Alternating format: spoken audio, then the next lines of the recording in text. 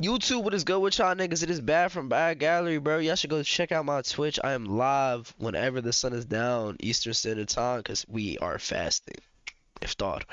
Man. Today we are watching the craziest prison escapes of all time by Fern. 1st, 2018, 9:20 a.m. A high-security prison south of Paris, one of the largest, most modern, and most secure detention centers in France. Why I got so many ropes up Hundreds top? of guards, massive 17-foot walls lined with barbed wire, and armored doors. The courtyards are how the covered fuck do you with escape this? anti-helicopter netting.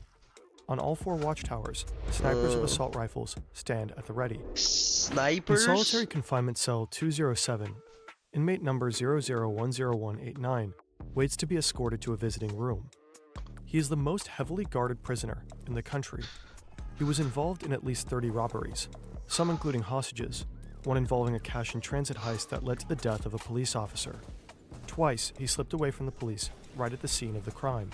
And 5 years ago, in 2013, he pulled off a spectacular escape from another high-security prison, using a smuggled gun and explosives to blast his way out. 2 guards unlock his cell to pat him down. Who the fuck is They this do nigga? find something suspicious, but it's just a pack of gum. The guards like him, despite his staggering record of high-stakes crimes. He's easygoing, funny, and likable. It's almost like he's perfectly comfortable here, behind bars. 20 miles away, Yeah, but that's how 65-year-old they flight get you, instructor bro. Stéphane Bay welcomes 2 new students, Frédéric and Julien, father and son. They're both hyped for their flight. They say they just want to tag along and watch him fly, not pilot themselves, but they do request it to be on board the Alouette 2, a vintage collector's model from the 1950s. The pair have been marveling at it That shit looks because cool it as just hell. looks so pretty. Something feels sketchy. Stéphane will later recall that he thought they were wearing wigs. But hey, money is money, right?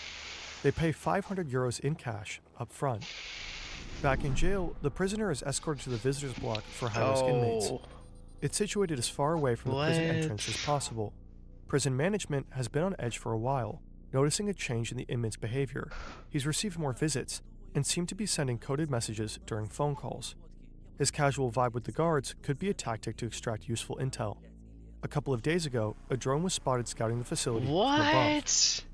Stéphane is waiting for his students on an Who open the field. fuck is He's this landed on the nigga? clearing because they said they needed to stop to pee. They stepped out and disappeared behind some trees. When they return, they're armed. They claim to know his family and his home address. They say they have been watching him for months, and that their accomplices are waiting at his house as they speak. If he doesn't do exactly as they say, his family dies. Oh They'll my tell him God. where to fly next. On the visitor side of booth number 50, the inmate's older brother is waiting to see his sibling. He has no idea that his little brother is about to pull off the most spectacular prison break in French history.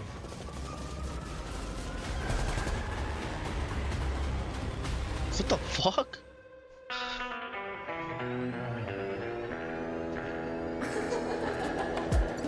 Was that the intro? Nigga, I don't give a Damn, that was the intro? 1978, a suburb near Paris. This is 6-year-old Redouane. He's still in kindergarten, browsing through a newly opened store with his brother, who's 2 years older than him. There's not a single thing in this shop the two could afford. Their parents are Algerian immigrants. The father works in a factory. The mother cleans houses. At home, the boys shared a cramped 3-room apartment with 9 other siblings. God damn. The social housing block is surrounded by wealthy suburbs, full of wealthy French kids. Redouane and his brother do not fit the mold, and the store detective makes sure they know it. He calls them Petite Merguez, a racial slur for Algerian immigrants. But other than that, he doesn't really pay attention to them. Out in the parking lot, the brothers divide up their haul. It's Redouane's Is that like first theft saying ever. nigga? A couple of weeks later, he gets caught. His parents are furious, and his father whips him 20 times with a belt. His Damn, mother 20? makes him promise he will never steal again. Around this time, Redouane discovers the world of film, especially French crime thrillers and American gangster movies. He watches them on repeat, memorizes entire scenes, and acts them out at home for his family. By his teens, stealing isn't just survival anymore, it's a way of life. He and his friends swipe Damn. TVs, stereos, VCRs, car radios, and TVs. computers. They use the money to buy Adidas sneakers and flashy tracksuits. But more than anything, they go to the movies. again and again. That tracksuit is Then, tough. at 18 years old, Redouane commits his first bank robbery. He walks in armed, holds the bank employee at gunpoint, and threatens her with a line straight from the French crime film, Marine. "Shut up. Do what I tell you. I've got nothing against you. I only want the money. Think of your children." After the robbery, he simply goes back to school and studies for his high school It's exams. dead ass acting. There's no one to scold him anymore at home. His father has moved back to Algeria, and his mother Oh? is dying of leukemia. He'll later write in his autobiography that, from that moment on, he stopped caring. Oh. Redouane Faïd's crimes are getting bigger, and they seem to be directly inspired by American action films. During a heist, he and his crew end up taking a bank director and his family Who is this nigga? Oh, wait. Dead ass. This nigga seems crazy as hostage. shit. They are wearing They got a rubber documentary masks on this with thing? the I wanna faces of watch it. famous politicians, just like Patrick Swayze in Point Break. Redouane even delivers a line from the movie when they leave the scene. Thank you very much, ladies and gentlemen, and please don't forget to vote! In another hostage situation 2 years later, Faïd and his men show up in sharp black suits in homage to Tarantino's Reservoir Dogs. They even adopt the thing with the color-coded aliases. Mr. White, Mr. Blonde, Mr. Blue, Mr. Orange, Mr. Pink. But this time the job goes sideways and they have to flee from the cops, just like in the movie. However, all these spectacular crimes is kinda, still like- don't seem enough for Like, Faïd. this is cool. One of his all-time favorite gangster films is Michael Mann's Heat, and after watching it over and over again, he sets himself a new goal: the holy grail of robbery, armored trucks. An industrial area wants on an the armored outskirts of truck? Paris.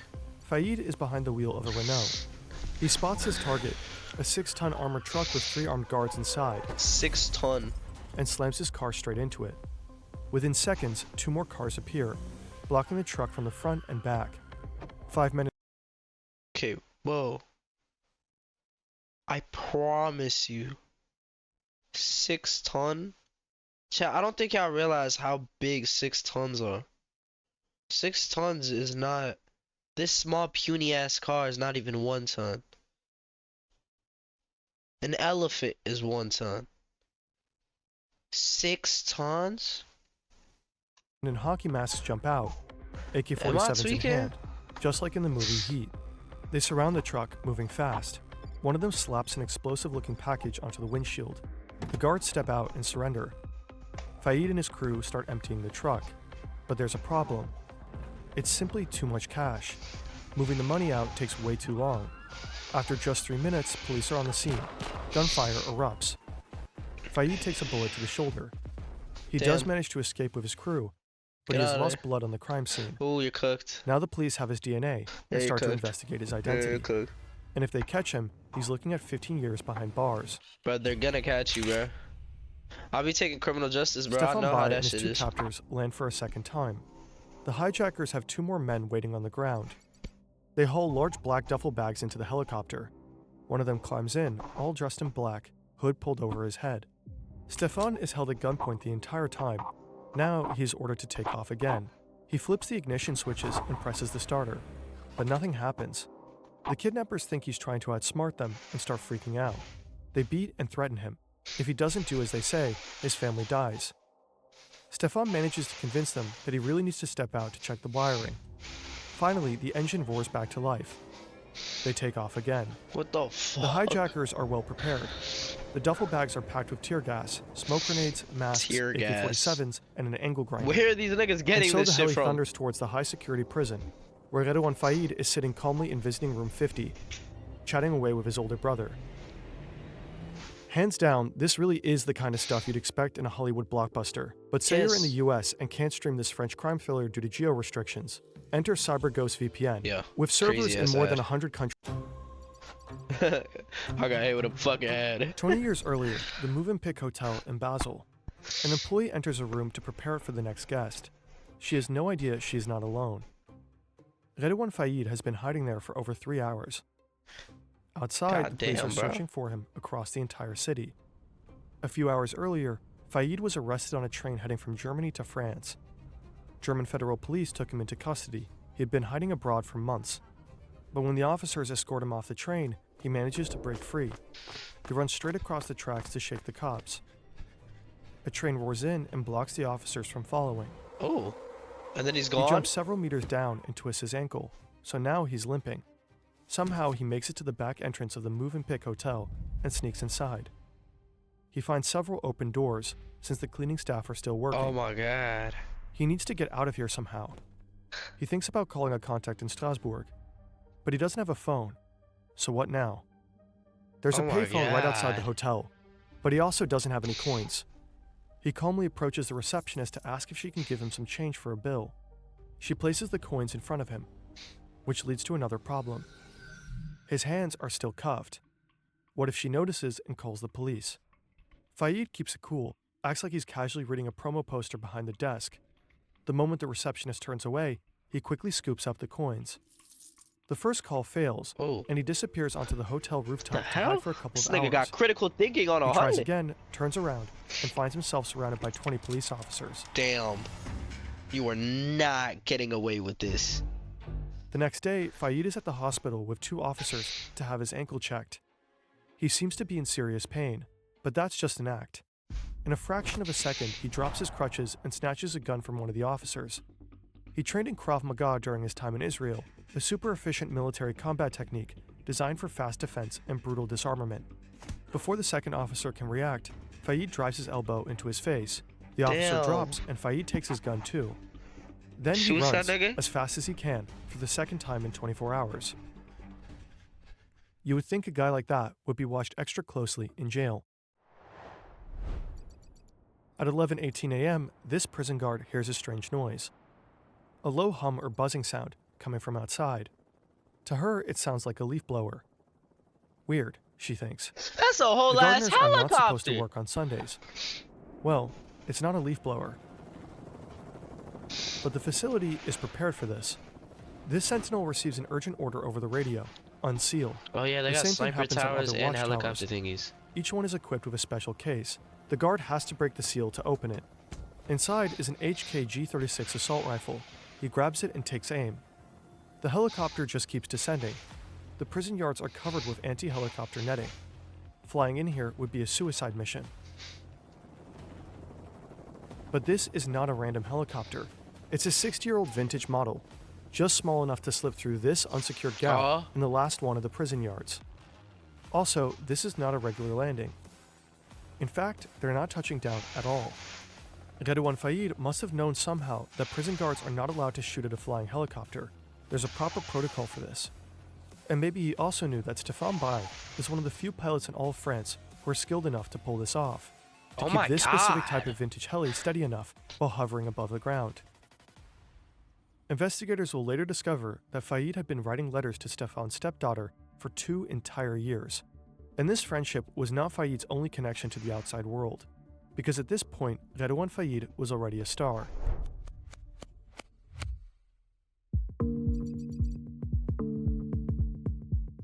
October 2010, How was he a 12 star? years after his escape in Basel, 8 years before his helicopter prison break, Redouane Fayed sits in a French talk show.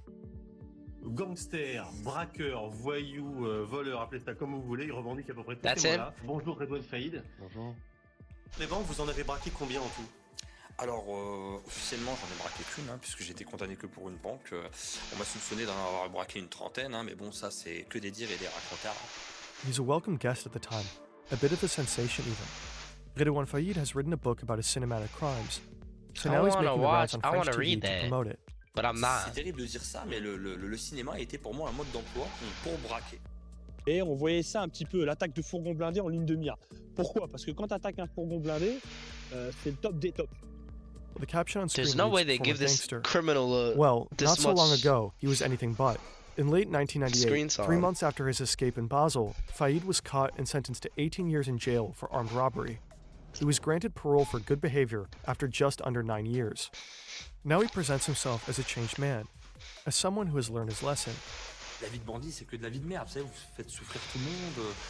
Quand vous allez en prison, c'est une sanction carrément qui est collective, parce que votre famille, votre femme, vos enfants, vos frères, vos sœurs, vos parents, tout le monde paye. He got married. His brother has landed him an office job. He appears to be taking it easy now. At one point, he attends a film Did he event where not do Michael his Mann is time? physically present, the director of Heat, the very film that inspired his biggest heist. Moi, personnellement, je suis un ancien gangster. Malheureusement, je ne m'en vante pas. Je viens de faire une dizaine d'années de prison. J'ai attaqué des fourgons blindés, des bijouteries, des banques, monsieur Toubiana, je pense. Et je leur ai répondu que non. J'avais un conseiller technique, un prof de fac, une sorte de mentor. Et il s'appelle Michael Mann. Alors, ma question, en fait, elle est simple. C'est est-ce qu'il a conscience qu'il y ait des gangsters qui puissent s'inspirer de son cinéma? Parce que moi, ça m'est arrivé. Fayed addresses Mann directly. Michael Mann looks amused, but also a bit uncomfortable. He doesn't know what to say. Thank you for that. I don't know how to respond. In another talk show stint, Fayed is asked if he thinks he could ever relapse. Ah non, bah, moi mes démons, vous savez, hein, ils sont morts, ils sont endormis. That's a bold-faced lie, because at this point, he's already back to committing crimes. When? And not just What'd petty he do? theft, but a crime so shocking it will shake the entire country. Really? May They gave this 28th, nigga 2010, TV time? What Quito, happened? a suburb southeast of downtown Paris. Two officers are on routine patrol, Thierry M. and his partner Aurélie Fouquet. Fouquet is 26 years old. She became a mother just a year ago. For them, it's just another day on the job. But then they get a call from the National Police. They're told to head to the A4 highway exit. Some criminals are on the run in a white van. They pull up at an intersection with flashing lights and blaring sirens. They have no idea what they're about to get into. These men had a plan to rob an armored cash truck carrying 16 million euros. But 30 Another minutes armed ago, truck a routine robbery? traffic stop turned their heist into a high-speed, all-out chase with the police. Now they've crashed and need a new getaway car. But at that exact moment, the two patrol officers arrive. The gang doesn't hesitate to open fire. Oh my god. The windshield of the patrol car alone is pierced by 16 bullets. Oh my god. Fouquet is hit multiple times. Oh. The gunmen flee. Fouquet is rushed to the hospital. And by the end of the day, she is dead. Wow. The murder of Aurélie Fouquet sends shockwaves throughout the entire May she country. rest in peace. At her funeral, thousands of police officers stand in mourning. Among them is French President Nicolas Sarkozy. Oh my He god. posthumously awards her a Medal of Honor and delivers a promise. He will do everything it takes to find out who did it. Les meurtriers d'Aurélie Fouquet, je le dis devant son cercueil, seront punis avec la sévérité qu'exige l'ignominie de leur crime. Redouane Faïd feels safe. So safe he keeps telling his gangster stories on camera. Here he is in a documentary. The film recounts how Fouquet was gunned down, and then Redouane Faïd appears, not as a suspect, not as a fugitive, but as an expert on this kind of heist. At the time, the filmmakers had no idea that the man sitting in front of them had a part in the killing of Aurélie Fouquet. What? The failed attack on the armored cash truck has Faïd's signature all over it, but he has an airtight alibi, and he swears he was not involved. What But the investigators fuck? keep digging and eventually find compelling surveillance footage. A security camera has caught Faïd inside the white van used by the criminals. Faïd was not on the scene when the shots were fired, but police gather enough evidence to pin him down as the mastermind behind the operation. After 1 year on the run, Faïd is captured. Again, and he goes straight back to prison. Yeah, he's Whether you're invited cooked. to a talk show or heading out on a date, there are moments when you want to look your best. But shaving is often a struggle. Many men experience razor burns and get nervous about shaving right Is this ahead of an ad? important event. That's why Henson set up. Oh my god, bro. This shit too like. Two inmates are taking out the trash, accompanied by a prison guard. Suddenly, they see a helicopter in the courtyard next to them. They wonder if it could be firefighters.